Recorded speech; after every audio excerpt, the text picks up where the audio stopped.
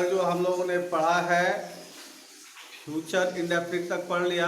आज जो है फ्यूचर इम्परफेक्ट, फ्यूचर परफेक्ट और फ्यूचर परफेक्ट कंटिन्यूअस, इन तीनों टेंस को पढ़ना है लगातार एक साथ। ठीक है, पिछले 2 दिनों से वीडियो नहीं भेजे गए थे, आज जो है तीनों वीडियो भेज दिए जाएंगे।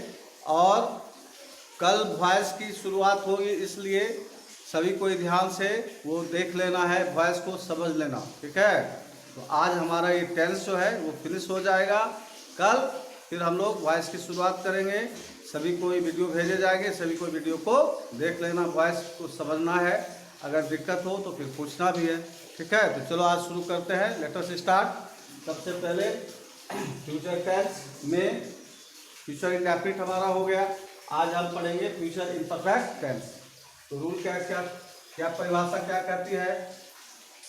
अ tense which denotes when an action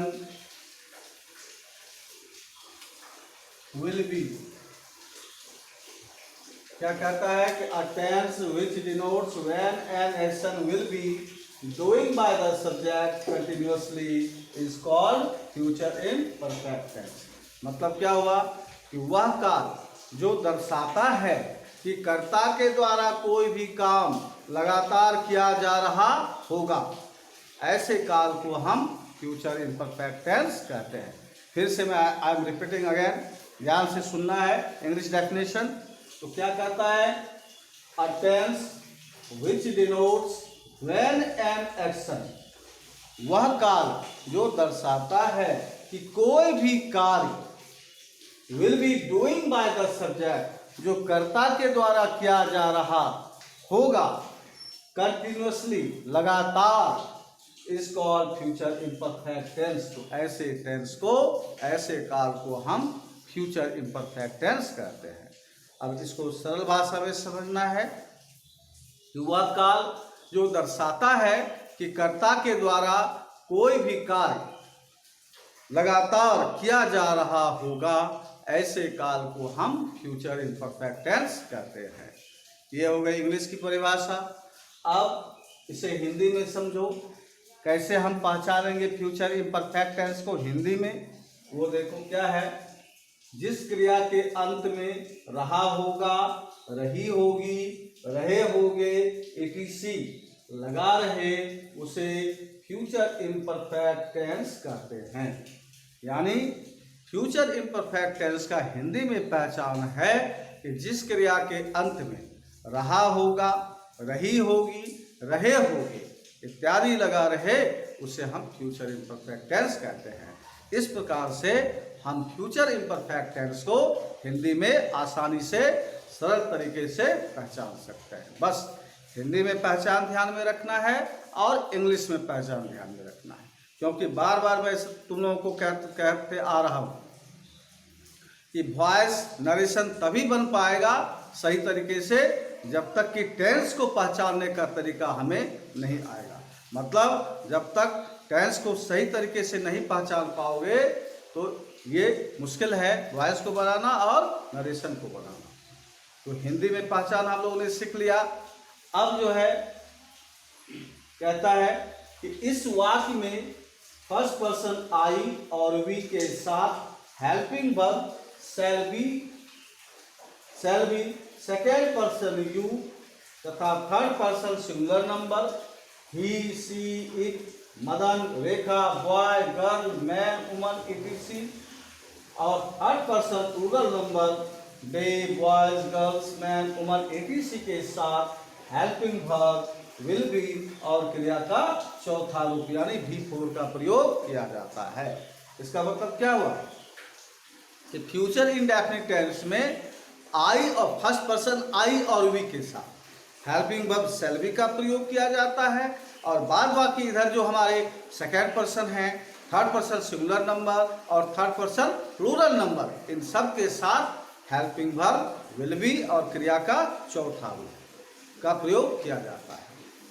सीधी सी बात है, आई और वी के साथ शैल बी का प्रयोग करेंगे, बाद बाकी दोनों पर्सन के साथ second person, third person singular number and third person plural number, इन सब के साथ हेल्पिंग वर्ब विल बी और क्रिया का चौथा रूप लगाएंगे। इस तरह से हम फ्यूचर इम्परफेक्ट टेंस को आसानी से बना सकते हैं। तो ये हो गए, रूल हो गया। अब जो है स्ट्रक्चर हमारा क्या कहता है वो देखो, subject plus shall be oblique will be plus B4 plus object. तो ये है स्ट्रक्चर। अब हिंदी में जिस प्रकार से हमने सीखा बनाने के लिए ये पहचान चिन्ह को सीखा कि जिस क्रिया के अंत में रहा होगा, रही होगी, रहे होगे इत्यादि लगा रहे, उसे हम फ्यूचर इम्परफेक्ट टेंस कहते हैं। रूल हमारा क्या कहता है कि फ्यूचर इम्परफेक्ट टेंस में फर्स्ट पर्सन आई और वी के साथ हेल्पिंग वर्ब शैल बी का प्रयोग किया जाता है, और उधर second person you, third person singular number he, she, it, Mohan, Madan, Rekha, boy, dog, girl, cow, जिनसे एक की संख्या का बोध हो उनके साथ हम विल बी का प्रयोग करेंगे। ठीक उसी प्रकार से थर्ड पर्सन प्लूरल नंबर जैसे they, boy, girls, man, woman, etc, जिनसे एक से अधिक की संख्या का बोध हो उसे हम थर्ड पर्सन प्लूरल नंबर कहते हैं, और इनके साथ भी हेल्पिंग वर्ब हम विल बी का प्रयोग और क्रिया का चौथा रूप यानी बी4 का प्रयोग करेंगे। तो इस तरह से फ्यूचर इम्परफेक्ट टेंस को हम डिफाइन करते हैं। अब स्ट्रक्चर जो कहता है, जस्ट मैंने कहा, अब सवाल ये उठता है कि how can we recognise future imperfect tense in English. It's very simple, it's very easy. तो क्या है कि जिस वाक्य में सब्जेक्ट के साथ शैल बी या विल बी और क्रिया का चौथा रूप लगा रहे उसे हम फ्यूचर इम्परफेक्ट टेंस कहते हैं। यानी इंग्लिश में पहचानने का सबसे आसान तरीका यही है कि यदि सब्जेक्ट के साथ शैल बी या विल बी और क्रिया का चौथा रूप लगा रहे तो हम समझ जाएंगे कि यह टेंस जो है यह फ्यूचर इम्परफेक्ट टेंस से बिलोंग करता है। तो इस तरह से समझ में आ गया। अब आप देखते हैं आगे क्या कहता है, हम लोग क्रिकेट खेल रहे हो। तो देखो यहाँ पर बहुत ही आसान है, वाक्य के अंत में क्या लगा हुआ है, रहे होंगे। तो सर्टेनली या सेंटेंस जो है किस टेंस से बिलोंग करता है, फ्यूचर इम्परफेक्ट टेंस से। क्यों? पहचान क्या है कि क्रिया के अंत में रहा होगा, रही होगी और रहे हो। तो यहाँ पर क्या है, रहे होंगे, तो फ्यूचर इम्परफेक्ट टेंस का है। अब इसे हम बनाएंगे इसी स्ट्रक्चर के आधार पर। तो सब स्ट्रक्चर हमारा क्या कहता है, सबसे पहले सब्जेक्ट लिखने के लिए कहता है। तो सब्जेक्ट क्या है, हम लोग की इंग्लिश क्या होती है, वी हो गया। अब उसके बाद फिर क्या करता है स्ट्रक्चर, शैल बी और विल बी। हम सबको पता है कि आई और वी के साथ शैल बी का प्रयोग किया जाता है। तो यहाँ पर हम क्या करेंगे, वी के साथ शैल बी लगाएंगे। तो क्या हो गया, वी शैल बी हो गया। अब क्या करता है, क्रिया का चौथा रूप। तो क्रिया को जो क्या है, खेल मतलब खेलना।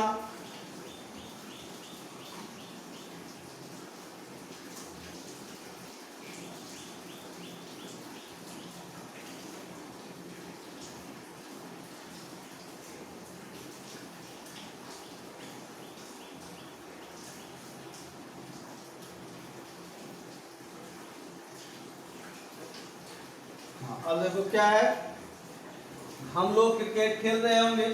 तो यहाँ पर हमने सब्जेक्ट वी लिखा, उसके साथ हेल्पिंग वर्ब क्या लग गया, बी या शैल बी।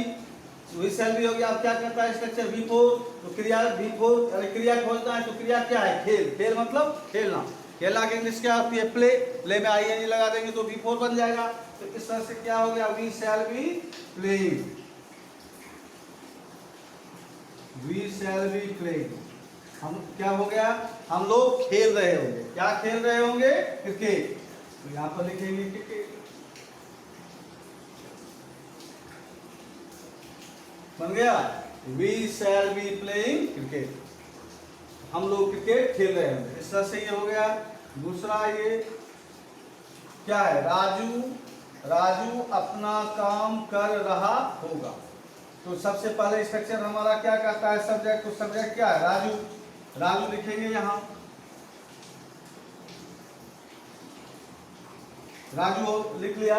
अब रूल हमारा क्या कहता है, कि थर्ड पर्सन सिंगुलर नंबर रहे या थर्ड पर्सन प्लूरल नंबर रहे या सेकेंड पर्सन रहे, सभी के साथ हम हेल्पिंग वर्ब विल बी का प्रयोग करेंगे। तो यहाँ पर राजू एक नेमिंग वर्ड है, ये थर्ड पर्सन सिंगुलर नंबर है, तो इसके साथ हेल्पिंग वर्ब क्या लग जाएगा, विल बी। तो क्या करेंगे, राजू विल बी, ये हो गया। अब फिर क्या करता है स्ट्रक्चर हमारा, बिफोर लिखने के लिए क्रिया का चौथा रूप, तो क्रिया खोजो क्या है, कर। कर मतलब करना, करना के इंग्लिश डू, डू लिखेंगे यहाँ, डू में क्या करेंगे, ING लगा देंगे।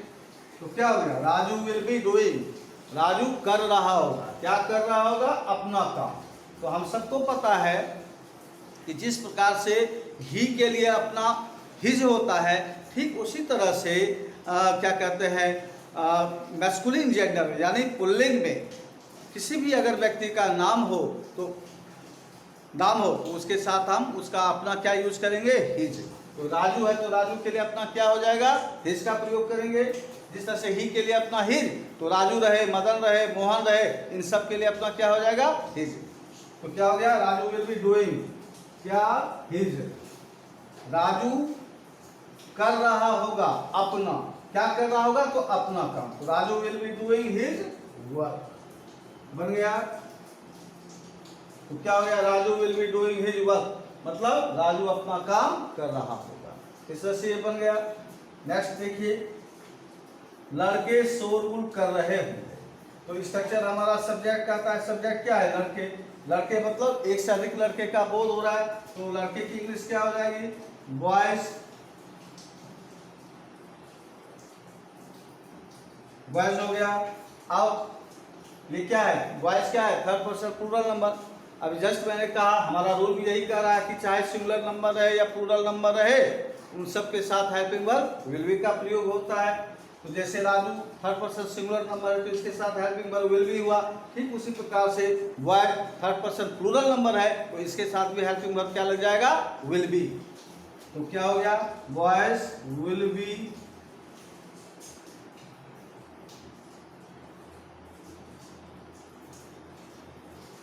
बॉयज विल बी हो गया।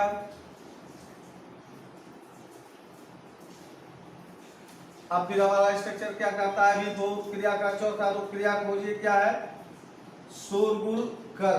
कर मतलब करना, तो शोरगुल करना ये हमारा वर्ब है, क्रिया है। शोरगुल कर मतलब शोरगुल करना। शोरगुल करना के इंग्लिश होती है मेक अ नॉइज। क्या होती है, मेक अ नॉइज। इसका मतलब है शोरगुल करना, यह एक क्रिया है। तो अब हम क्या करेंगे, मेक अ नॉइज शोरगुल की हिंदी इंग्लिश होती है, तो आप क्या करेंगे, boy will be make. Make क्या है, वर्ब है, तो मेक में क्या करेंगे, ING लगाएंगे। तो क्या हो गया, boy will be making a noise.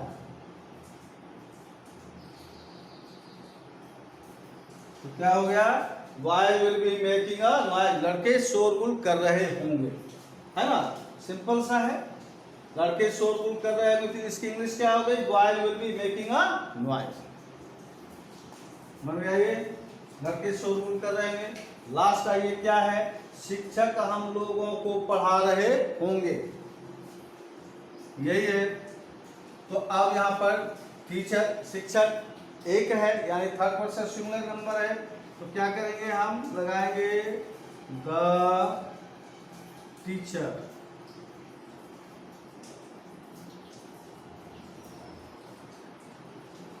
Teacher हो गया। अब यहां भी हम हेल्पिंग वर्ब विल बी का प्रयोग करेंगे।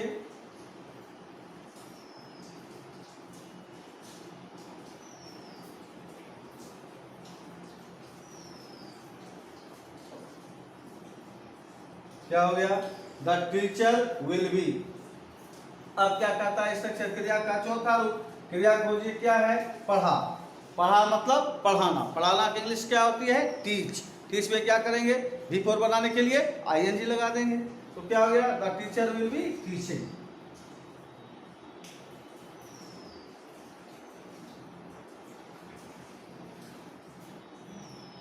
टीचिंग हो गया।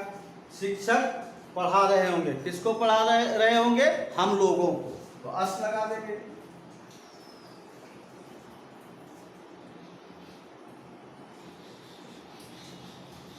क्या बन गया? The teacher will be teaching, शिक्षक हम लोग को पढ़ा रहे होंगे। इस प्रकार से फ्यूचर इम्परफेक्ट टेंस को हम बनाते हैं। और बार बार मैं यही कह रहा हूँ कि टेंस के जो स्ट्रक्चर हैं इंग्लिश के, वो बिल्कुल याद कर लेना है, तभी जा कर के वॉइस बनेगा और नरेशन भी बन पाएगा। ठीक है, कल से वॉइस शुरू होगी, वहाँ पर चूँकि अब हिंदी में तो लिखना नहीं है, इंग्लिश में ही एक्टिव, पूरा इंग्लिश में ही रहेंगे सब चीज़, तो वो पहचानना जरूरी है कि यह सेंटेंस जो है किस टेंस से बिलोंग करता है और इसका स्ट्रक्चर क्या है।